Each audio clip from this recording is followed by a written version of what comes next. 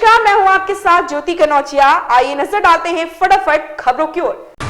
साल 2024 की शुरुआत वैश्विक स्तर पर कोरोना के बढ़ते खतरे के साथ हुई है। दुनिया भर में इन दिनों एक नए वेरिएंट JN.1 के कारण संक्रमण के मामले बढ़ते हुए रिपोर्ट किए जा रहे हैं। अंतर्राष्ट्रीय मीडिया रिपोर्ट से पता चलता है कि 1.5 महीने के भीतर ही यह वेरिएंट करीब 41 देशों में फैल चुका है। भारत में कोविड-19 के जोखिमों पर नजर डालें तो पता चलता है यहाँ भी दैनिक संक्रमण के मामले फिर से बढ़ रहे हैं। देश की राजधानी दिल्ली में अगले 5 दिन स्कूलों की छुट्टी रहेगी। सर्दी के चलते 5वीं तक के स्कूल अगले 5 दिन बंद रहेंगे। यह जानकारी दिल्ली के शिक्षा मंत्री ने दी है। इससे पहले दिल्ली सरकार ने देर रात सर्दियों की छुट्टियां बढ़ाने का आदेश वापस ले लिया था। दिल्ली सरकार ने शिक्षा विभाग ने देर रात एक्स पर पोस्ट कर कहा कि शीतकालीन अवकाश बढ़ाने का आदेश गलती से जारी किया गया था। आदेश को तत्काल वापस ले लिया गया है। इस पर निर्णय आज लिया गया है। दिल्ली की शिक्षा मंत्री आतिशी ने रविवार की सुबह सोशल मीडिया एक्स पर पोस्ट कर लिखा कि मौजूदा ठंड के कारण दिल्ली में नर्सरी से कक्षा 5 तक के छात्रों के स्कूल अगले 5 दिनों तक बंद रहेंगे।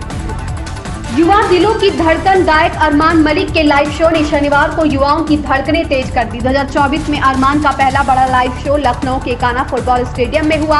कार्यक्रम में भारी संख्या में पहुंचे युवाओं ने अरमान के गानों का आनंद उठाया और जमकर थिरके।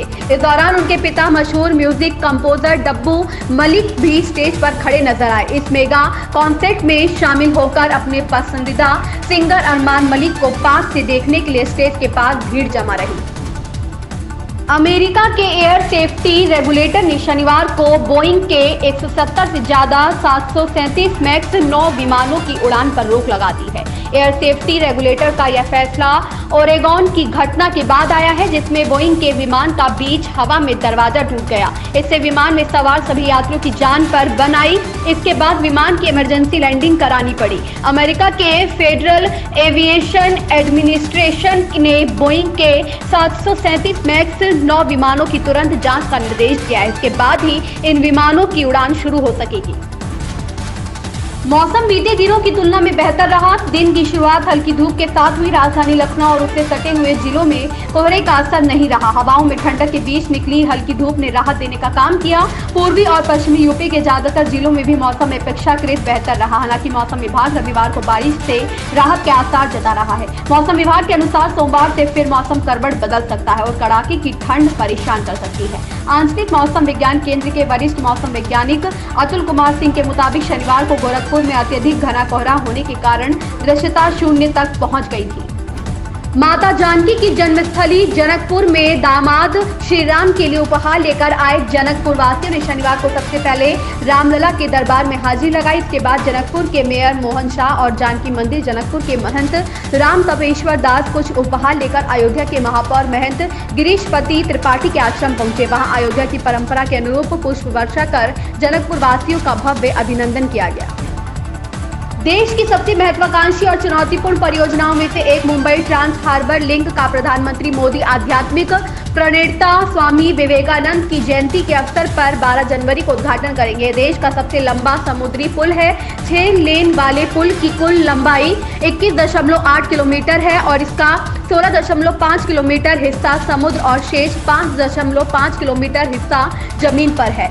MTHL का नाम पूर्व प्रधानमंत्री दिवंगत अटल बिहारी वाजपेयी के नाम पर रखा गया है।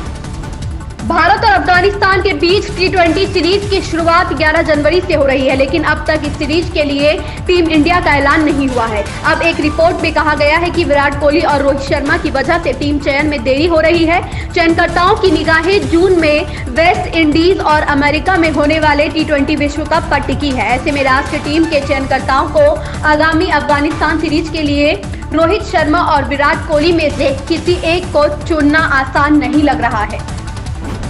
उत्तर भारत में शीतलहर का कहर जारी है। जम्मू कश्मीर, पश्चिमी राजस्थान, हरियाणा, चंडीगढ़, पूर्वी उत्तर प्रदेश, पंजाब, पूर्वी मध्य प्रदेश, उत्तराखंड और पूर्वोत्तर के त्रिपुरा तक में कहीं घना तो कहीं अत्यधिक घना कोहरा देखा गया। इसका असर सड़क, हवाई और रेल यातायात पर पड़ा। घने कोहरे के कारण पंजाब में सड़क दुर्घटना में 3 लोगों की जान चली गई। मेरठ समेत विभिन्न शहरों में गलन वाली ठंड से बचने के लिए लोग अलाव का सहारा लेते देखे गए। पहाड़ से लेकर मैदानी क्षेत्रों तक में पारा और लुड़का और दिल्ली में 8.9 तो श्रीनगर में -5.4 डिग्री सेल्सियस तापमान दर्ज किया गया। आगामी लोकसभा चुनाव को लेकर सियासी हलचल बढ़ गई है। भाजपा के राष्ट्रीय अध्यक्ष जेपी नड्डा रविवार को जम्मू के एक दिवसीय दौरे पर पहुंचे। जम्मू एयरपोर्ट पर भाजपा के प्रदेश रविंद्र रैना व अन्य पार्टी सदस्यों ने उनका जोरदार स्वागत किया।